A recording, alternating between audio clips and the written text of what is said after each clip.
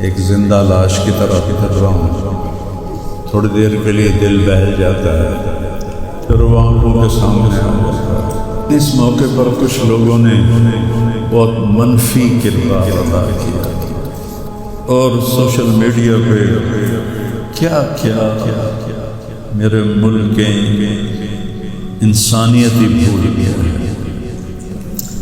میرے بیٹے کی لاش میرے سامنے ہر وقت نظر آتی رہتی ہے، اور کوئی کہہ رہا ہے خواب جھوٹا بیان کیتا سن، کوئی کہہ رہا ہے بیان کرنے والا کوئی جھوٹا ہے، کوئی کہہ رہا ہے قرآن خوانی کیوں کیتی سن، یہ تو حرام ہے، کوئی کہہ رہا ہے دعا کیوں کروائی سن، سارا حلال حرام ایتھے ہی رہے، اور صرف لائک لینے کے لیے جھوٹی خبر، چند پیسے اکٹھے کرنے کے لیے، دل ہی تو ہے نہ سنگ و کشت، درد سے بھرنا آئے کیوں، اور تم مجھے اور رلا رہے ہیں، شرم ہی نہیں کم بختن چار ٹکے یا سستی شہرت لین واسطے۔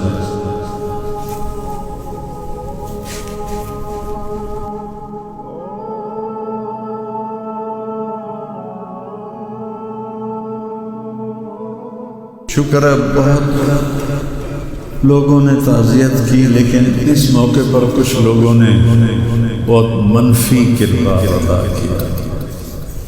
میں ایک جوان بیٹے کی میت اٹھا رہا اور اس کو قبر میں اتار رہا، اور سوشل میڈیا پہ کیا میرے ملک کے انسانیت ہی بھول گیا۔ اسلام کو پتہ نہیں کیا بنا دیا ہے۔ اسلام تو آتا ہے جب نبی کی زندگی سامنے آتی ہے، تو کوئی خوابوں پہ تبصرے کر رہا ہے، کوئی میرے اوپر تنقید کر رہا ہے، کوئی میرے بیٹے کو کہہ رہا ہے مولوی کے بیٹے نے خودکشی کر لی، تو بتاؤ میرے اوپر کیا گزری ہوگی۔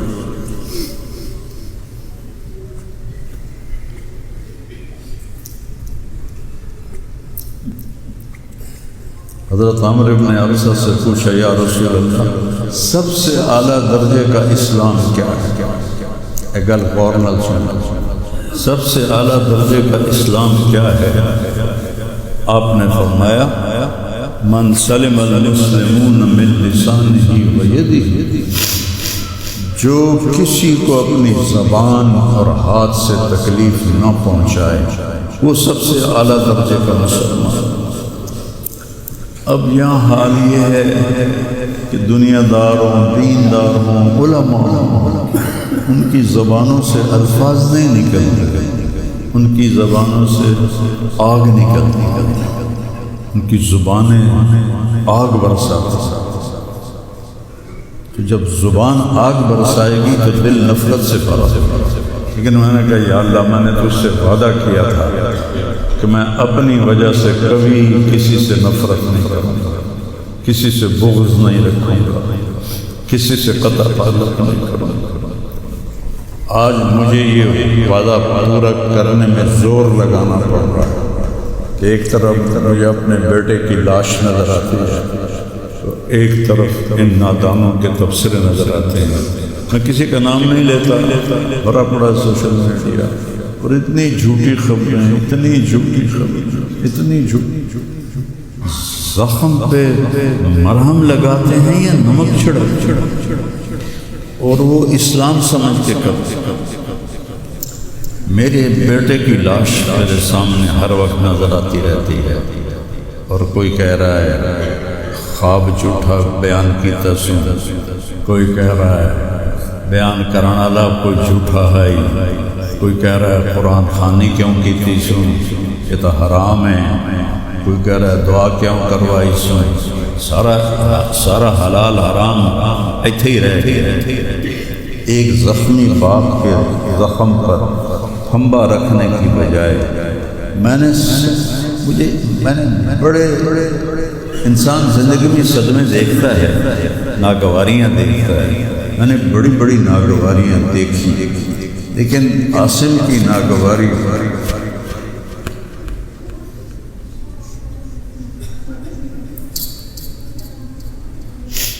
عاصم لا انساک ما ذر شارق وما ناہ عمر الحمام المطوقہ عاصم قلبی کل یوم ولیلۃ الیک بما تخفی النفوس معلقہ۔ یہ حضرت عبداللہ بن ابو بکر کے اشعار ہیں جو میں نے تھوڑی تبدیلی کے ساتھ آپ کو ذکر کیے ہیں۔ اے عاصم، جب تک سورج چمکتا رہے گا تیری یاد میرے اندر تازہ ہوتی رہے گی، میں تمہیں کبھی بھلا نہ پاؤں گا۔ اے عاصم، دن ہو یا رات ہو تیری یادوں سے میرا بسیرا ہوگا۔ میرا دل تجھ میں دن میں بھی اٹکا ہوا ہے، رات کو بھی اٹکا ہوا ہے۔ یہ اس وقت میری حالت ہے، تو میں اس کانپتے ہاتھ کو دیکھتا ہوں، پھر یہ شعر پڑھتا ہوں، ترکت اباک مرعشۃ یدا، تو نے کس حال میں باپ کو چھوڑا کہ اس کے ہاتھ کانپ رہے، وَأُمُّكَ لَا تُصِيغُ لَهَا شَرَابًا، اور تیری ماں کا سینہ اتنا گھٹ گیا ہے کہ اس کے اندر پانی بھی نہیں جا رہا، جو سب سے آسانی سے چلا جاتا ہے۔ یہ کیفیت و ماں باپ کی، اور کوئی مولانا اٹھ کے تبصرے کر رہا، کوئی مفکر اٹھ کے تبصرے کر رہا، بتاؤ میرے پر کیا گزری ہوئی۔ اس لیے میرے نبی نے فرمایا کہ زبان کو روکنا ساری شریعت کا خلاصہ۔ دین بیان کرتے ہوئے جن کی زبانیں زہر بن جائیں اور شعلے برسائیں، ان کو بھگتنا پڑے گا آخرت۔ میں نے اپنا حصہ معاف کر دیا، میں نہیں چاہتا کہ یا اللہ میں نہیں چاہتا میری توبہ کہ میری وجہ سے تیرے محبوب کی کسی امتی پر کوئی تکلیف آئے، میں نے سب معاف کر دیا۔ لیکن اللہ کا نظام تو چلتا ہے، اور صرف لائک لینے کے لیے جھوٹی خبر، چند پیسے اکٹھے کرنے کے لیے وہ یہ نہیں جانتے کہ ایک باپ کا زخمی جگر اور کتنے زخم گہرے ہو جائیں گے تمہارے چند پیسوں کے لالچ، اور کرنے کو کوئی باتیں ہیں نہیں، اور جو اس قسم کی واہیات بولتا ہے اس کو لوگ سنتے بہت، کوئی مثبت بات کرتا ہے تو اس کو سنتا کوئی نہیں۔ میں نے اپنا دکھ آپ کے ساتھ شیئر کیا ہے، اور آپ کو نصیحت کرتا ہوں اپنی زبان کی حفاظت کرو۔ میرے نبی نے کبھی ممبر پہ کھڑے ہو کر کسی کو برا بھلا نہیں کہا، عبداللہ بن ابی کو بھی برا بھلا نہیں کہا، مجلس میں بیٹھ کر کسی کو برا نہیں کہا، اور تو یہ کرتا ہے، مرتے دم تک آپ نے یہ کسی کو نہیں کہا۔ کسی کی کمی بھی دیکھی تو نظریں جھکا لی، اس کی کمی کو اچھالا نہیں۔ ہمارے ہاں ہمارے خطیبوں کے ہاں یہ دین بن چکا کہ ان کے سامنے میرے نبی کی سیرت نہیں ہے، تو میں آپ کے سامنے ہاتھ جوڑتا ہوں، ویسے بھی کسی کو اپنی زبان سے دکھ نہ دیا کر۔ چھ جائے ایک جوان بیٹے کی موت کا غم لیے ایک زندہ لاش پھر رہی ہو، اور اس کو پتھر مارے جائیں، اور اس پر اپنے غصے کو نکالا جائے، بڑے دکھ کی بات ہے، بڑے درد کی بات ہے۔ یہ ہماری قوم کی گراوٹ کی انتہا ہے، گراوٹ کی انتہا۔ میں تو اس وقت پاگل تھا، جہاں سے مجھے اس نے جھوٹا خواب بھی سنایا تو میں نے تسلی لی کہ شکر ہے میرا بیٹا، جوان بیٹے کو اللہ نہ تنوں اٹھاون دے ویلا لکھاوے، اللہ تنوں اٹھاون دا ویلا نہ لکھاوے۔ تو جو تار سے نکلی ہے وہ تم سب نے سنی ہے، جو ساز پہ بھی گزری ہے وہ اس دل کو پتا ہے۔ یہ تو وہی جانتا ہے جس پہ یہ صدمہ گزرتا ہے، وہی جانتا ہے جس کا جگر ٹوٹے ٹوٹے ہوتا ہے۔ اوروں کو کیا پتا کہ اولاد جوان اولاد کا، اور میرا بچہ یہ اتنا نیک تھا، کبھی غیبت نہیں کرتا، کبھی غیبت نہیں کرتا، کسی سے نفرت نہیں کرتا، کسی کی غیبت کرنے نہیں دیتا، کسی کی برائی کرنے نہیں دیتا۔ یعنی اس کی آپ بات سن کہ یا اللہ جن جن لوگوں نے پاکستان کو لوٹا ہے اس میں جتنا میرا حصہ لوٹا ہے میں نے سب کو معاف کیا۔ ایسے اخلاق والا بچہ میرا مر جائے اور مجھ پر تان و طنز ہو رہا ہو، قرآن خوانی کیوں کرائی، کوئی کفر کر دیتا ہے، اسلام ہی چو نکل گیا۔ یہ دیوبندی بریلویوں نے آپس میں لڑ کے پوری امت کا بھلیا بگاڑ کے رکھا۔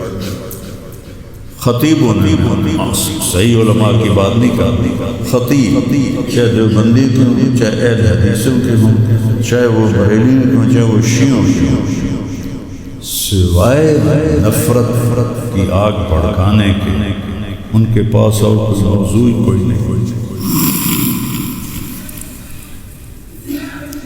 آج میں گیا ہوں اپنے صبح بہت میرا سر بھاری تھا تو میں سیر کے لیے فجر کے بعد نکلا، اپنے مین فارم پر پہنچا تو وہاں نوکر کھڑے تھے، تو ہمارا ایک نوکر ہے شبیر اس کا نام ہے، تو وہ میں نے ایسے ہاتھ بڑھایا ملنے کے لیے، کہا میاں صاحب آسم میاں طرح ساڑھے نال ملو انج نہ ملنا۔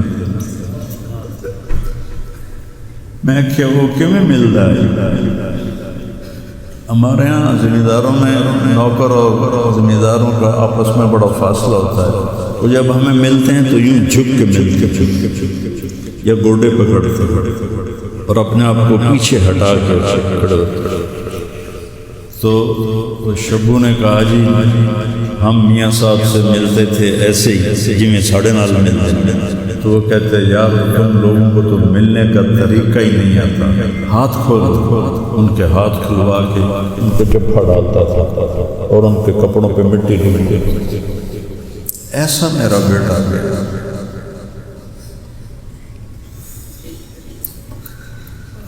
نوکر کے منہ سے نوالا نکال کے اپنے منہ میں ڈال کے کھا لیتا۔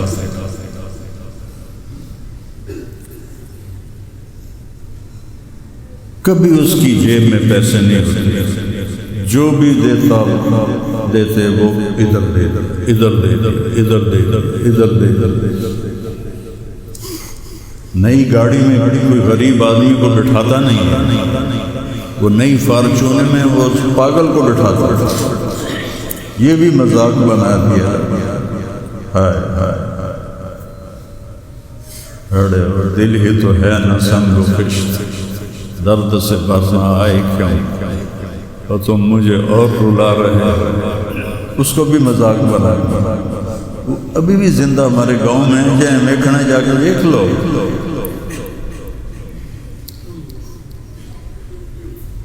اور اس نے کہا کہ میرے رب نے میری بخشش کر دی اس ملنگ کی خدمت کی وجہ سے۔ کسی پاگل دے کپڑے وٹامنا نامامنا، وہ دے وال کٹامنا، وہ دے نو کٹامنا، ایک زمیندار دے بیٹے دا کوئی سوکھا کام، وہ دے ماں پہ نان کرنا، اتنا غریبوں سے اس کو پیار ہو، اور سخاوت کوٹ کوٹ کے بھری تھی، اور نوکروں کو بھی بھائی کہہ کر کے ہم لوگ بلاتے ہیں اوے دیا۔ ہمارے جو ہم نے اپنے والدین کو دیکھا، چاچے تائے باپے دیکھا، اوے بھائی ادھر آئی۔ ਇਹੋ ਜਿਹਾ ਹੀਰਾ ਬੰਦੇ ਦਾ ਖੜੀ ਜਾਵੇ ਉਹਦਾ ਕੀ ਹਾਲ ਹੈ